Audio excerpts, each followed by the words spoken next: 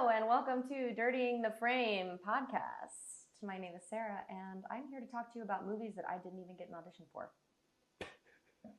Because I'm an actor in Hollywood, baby. This is our podcast. I love to just watch movies, so I thought I would talk about them a little bit and see if anybody wanted to listen. Today, I'm joined by my beautiful co-host.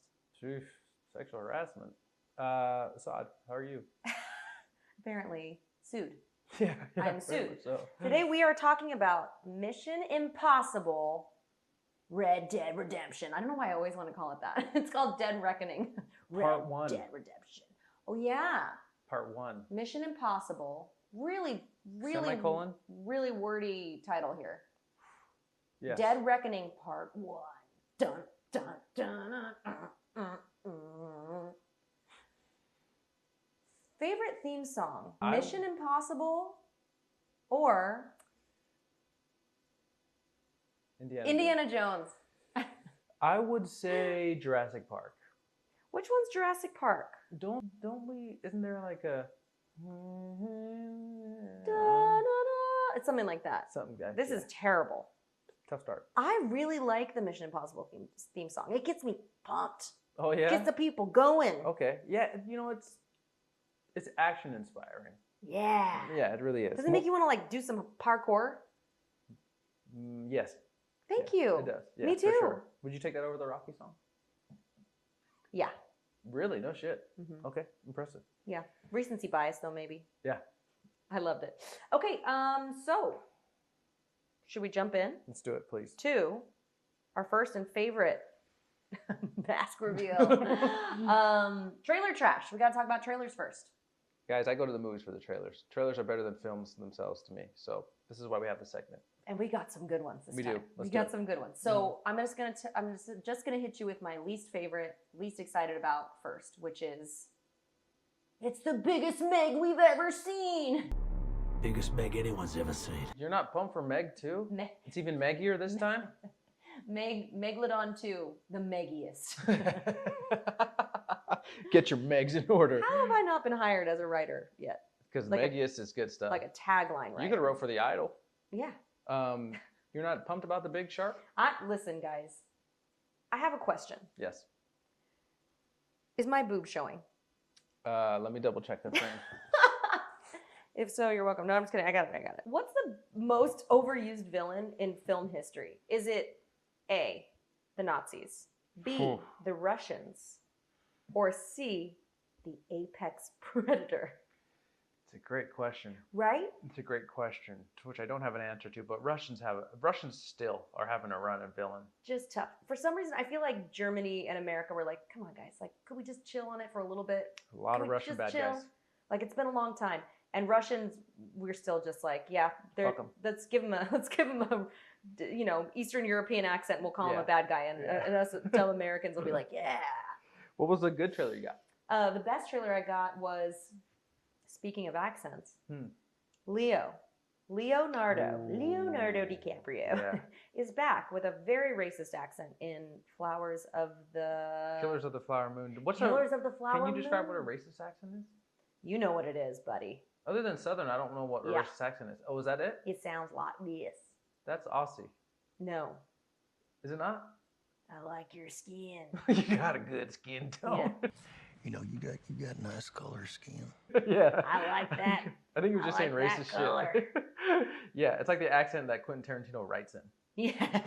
It's like his inner, you know how we all just sound like ourselves, but in his brain. His racist inner dialogue. His inner dialogue is. It was a good trailer, man. I'm pumped. I think I'm kind of losing a little bit of the Leo lust that the world has about seeing him in films. Do you think it's because he's getting older and less attractive? Fucking baboon! You know what's wild is the irony of Leo getting old to us. It's like, that's what happens when you date 17-year-olds. I said older. Oh, oh yeah, that's funny.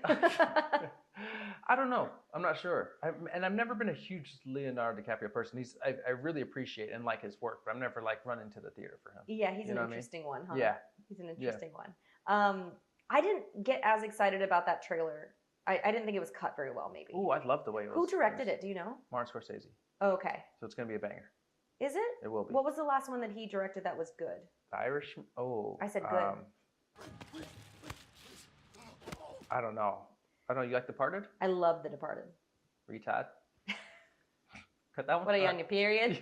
That's my favorite part of that whole movie. I think it's so dumb. Because like cranberry juice is not for your period. It's for like a urinary tract infection. Oh, is that right? Yeah. And so it's so funny that a guy, a dumb man, would obviously think that cranberry juice it's is because you're on your period. It's so funny. Or like you can't drink on your period or something. Oh, so that's for a UTI instead. Yeah. Information I could have used months ago. When you had that raging UTI.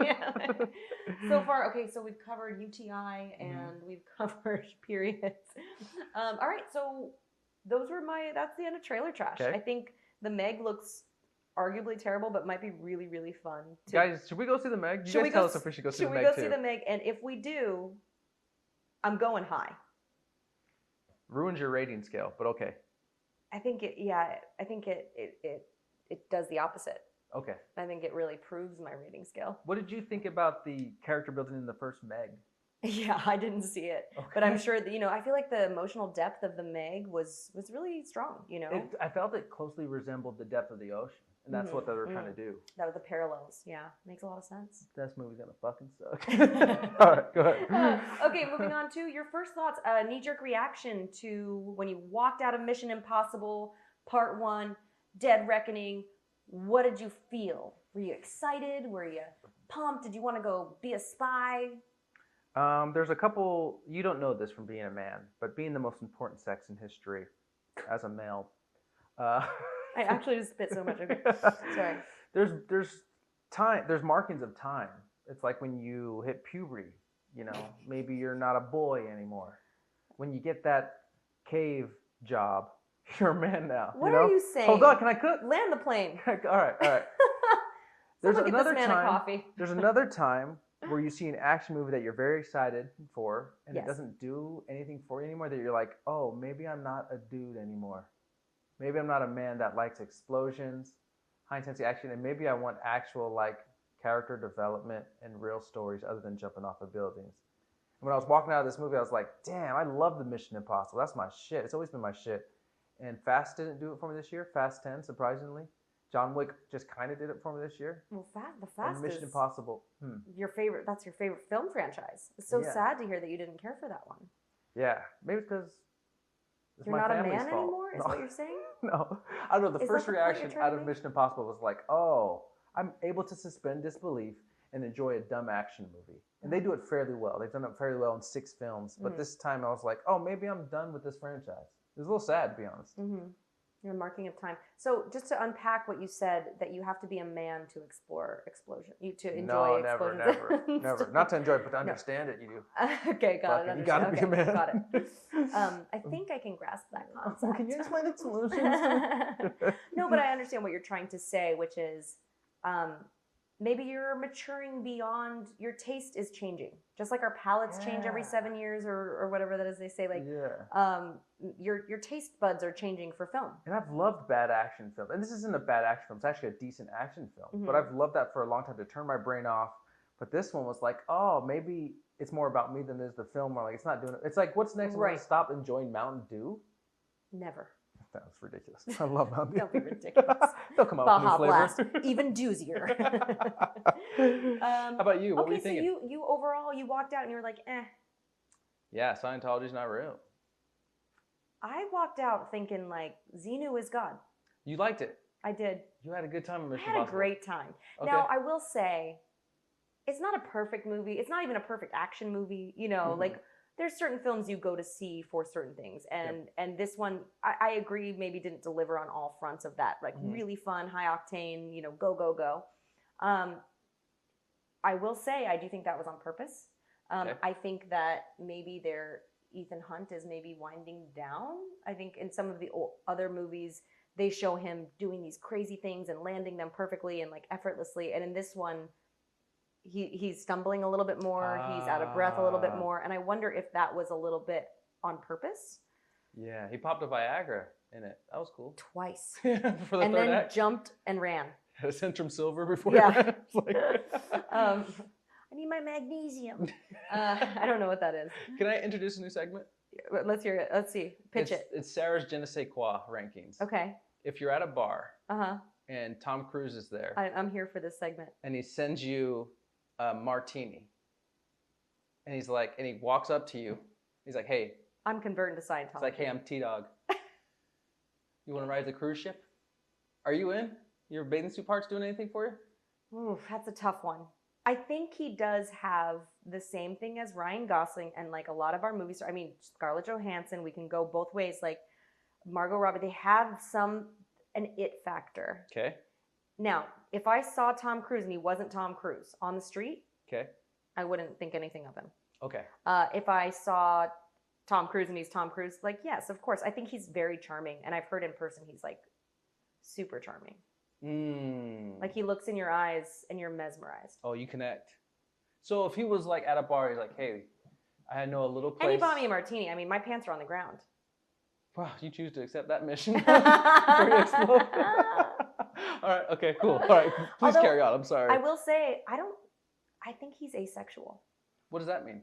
I don't think this is just, there's no research here. So this is all Never allegedly, any this research. is all just my musings. But in my mind, he doesn't care. He's not sexually attracted to people. He doesn't care to have sex. He just wants to like be a god almost. Oh, so he doesn't have sex. I don't know that Tom Cruise doesn't have sex. Yes, I'm saying. Shit, I was asexual in college for about 4 years. Not because he can't. There's two very different things. Right, okay. Yeah. And by college, you mean like up until last year, right? Don't do it. Yep, college. We're live. Okay. So yes, I think to answer your question, the je ne sais quoi, yeah, he's got it. Yeah? He's got it. Okay. I think Tom could get it, even though he's 61. I hate to objectify it, but I think this is a good segment. Great, I'm here for it. Like, Let's I'd like add to it. know add how- it to the doc. I'd like to know how far you and Margot Robbie would get. As far as she would let me get. For as long as she would let me get it. Really? She's the most beautiful person in the world. Really? Yeah, and have you heard her in interviews? She's like charming and funny and nice and like cool. Oh, well, Margot could get it. Okay. Yeah. All right. Okay. And in fairness, though, I will say that any of the women in this film, in Top Gun, Sure. Mission Impossible, I always confuse those two. Mission Impossible, any of the women could get it before Tom Cruise could get it. No. This cast has just stunning woman after even more stunning woman. Horny. Very much so. Okay. All right. Like, I'll admit it. Yeah. Gorgeous people. Obviously, They did a good job casting this. Great job casting this. You've kind of ruined films for me where you're like, I used to just be a dumb man, and you've kind of lifted the veil back. You're like, why are we always casting these beautiful women that are 30 years younger than this main guy? You ruined the movie Chef for me because of that. I was like, you mean Jon Favreau couldn't be in a love triangle with Scarlett Johansson, Sofia Vergara? Sofia Vergara? Well, that's realistic, right? That aged very poorly, dude. Jon Favreau aged poorly. What do you mean? But also, if you're in his shoes, right, and you're writing these films, I don't know if you wrote it, whatever. You're doing these films, producing them, starring in them. I mean, wouldn't you? I've done this. All my short films start with Amber Rose. Yeah. All of your short films start with Amber Rose. Right. Okay, so first thoughts. I loved it. I had a great time. We saw this movie at the Regal in downtown LA Live, which, all right, we get it. You don't like the Regal downtown LA. It's convenient, and there's always tickets because apparently nobody wants to go to that theater. There was no snacks to be had. No. I did not. It was 10 in the morning. There was no popcorn. There was no Cokes. I think I took some chicken nugs to the face, though. Did you? At 10 a.m.? You may have. Tough one. You did. Yeah, it's a tough one. did. Yeah, I'm sorry. Breakfast of Champions. Tendies. Chicken tendies to the face. Okay, so I was very surprised. We walked out. You didn't seem stoked. I ran out of that theater. Yeah, you were pumped. You Yeah, were I had fun. parkouring on shit. Yeah, you were it's doing just fun. flips. It is fun, and I don't know why I can't live in there any longer. I just thought, the big thing was for me, about 15, if that helps at all. John Wick has stole this year for me. Although it wasn't my favorite John Wick film, It was fun. I felt, honestly, there were a lot of parallels with this film. It'd be a great double feature, but I thought John Wick 4 did almost everything better than Mission Impossible Dead Reckoning Part 1 did. The only thing is, Tom Cruise is probably a better actor than Keanu Reeves, but they've kind of skirted that in John Wick, where you kind of like how stoic John Wick is. And it came down, all the set pieces were similar. I think John Wick had Italy or Paris, which I get confused of the cigarette smoking whites. I never know. Yeah, Paris, the Arc de Triomphe, that that big That's circle John Wick, thing. right? That's And then John they had Wick. an Italy with Mission Mission Impossible. Impossible. They set were in piece. Rome. Okay. Hmm. And even like the dance rave club They did both. scene Yeah. that John Wick I thought did Nailed. phenomenally. It was so beautiful. And in Mission Impossible, it was hosted by The Entity, which is a AI algorithm created by Google/Apple/Netflix. That's the villain here. Amazon. There's a Bezos bot. Bezos. And and so it was tough for me to stop. I'm being overly critical of a turn off your brain action movies, but everything to me was like, oh, John Wick did this better 3 months ago. Well, and if we're going to turn this into a Mission Impossible versus John Wick podcast, which I think is not the worst idea. Yeah. I would agree that John Wick did all of the action scenes better. And to go see this kind of movie, that's what you want, right? You're going to see, you don't go expecting the plot to be brilliant. You go for like fun and action and, you know, feeling that moment of when you're going up the roller coaster and you get the first drop. Like that's why you go see these films. And I agree that John Wick really did a great job. I think the difference, the thing that won for me in Mission Impossible over John Wick is the cast. Yes. All of the women that were in Crushed. Mission Impossible were so cool. Crushed. You know, which leads me to, I don't know if I'm jumping around here, but why I'm wearing this vest. Oh. There's a theme. Okay. So there's a part in this film where, as in any good film, they go to a big party and try to find the bad guy. Okay. And I, as probably sexist as this may sound, I'm a huge fan of a moment where a woman is kicking ass in a ball gown. You know, like a beautiful woman is just kicking ass in a ball gown. Like in the Mission Impossible where we first met Ilsa, Rebecca Ferguson. Mm-hmm. She was in that gold dress at the Vienna Opera House and she kicks ass in that dress. And I thought that was just, like, we all remember that moment and what that dress looked like. Ana de Armas in Bond. Oh my she was in that movie for like 4 minutes and it was stunning. Like unbelievable. Core memory from that film. Mm-hmm. And so I thought they missed out on an opportunity to do that for this one because the girls were dressed like this, which was cool. That's why you wore the vest? You didn't. Oh, I just thought you voted for Hillary Clinton right now. Oh, well, also that. But I thought that that's what we were dressing on theme, and I thought that's why you didn't iron your shirt. Because spies don't have time. Spies have steamers. So that was kind of a mystery. I think they were going, it was in Venice, and I think they were going for like a Venetian type theme. Look at you setting the women race back a couple yeah, years. 20 like, years. Put on a dress, toots. I want to see your boobs. Show me your tits.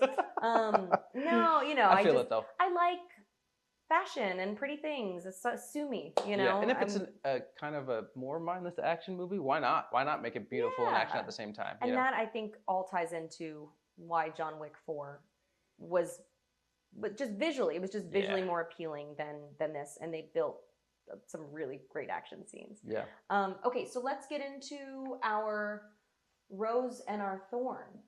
Okay. Of this film. All right. Me or you? Not John Wick. Age Before Beauty. Go ahead. Okay. Listen, this was tough because I was drinking all the Tom Cruise Kool-Aid after Top Gun. I was like, man, he's really bringing back action films. Yeah, Top Gun was fun. So I had high expectations for Mission Impossible, and it under-delivered. The rose for me, which I don't think is a popular part for you, is teaching the woman how to drive the car. Shut up. That's like my thorn. That scene works, Sarah. They're flipping around in this small little Fiat-looking thing in Italy. It's like this big. It was a fun sequence. I don't disagree. It was a really fun sequence. Yeah. Maybe a 1 out of 10 on the problematic scale, but it worked, fam. It was just the whole film was very like Tom Cruise being this selfless hero who will fight for you even if he doesn't know you because that's his whole career. Because he's just, he's just that nice of a guy. That's been the last 20 years of his career. And he, this moment you're talking about in the car, she just kept being like, I'm a girl, I don't know how to drive. And he was like, I got you, babe. I'll teach you how to drive. And if you were directing that scene, you'd be like, let's let her drive in a short skirt. Yeah, definitely in a dress. The pants have got to go, or just no pants. No, I'm just kidding. Okay, that was my rose. I really thought that scene worked. I thought it was great too. I thought it was really fun. Okay.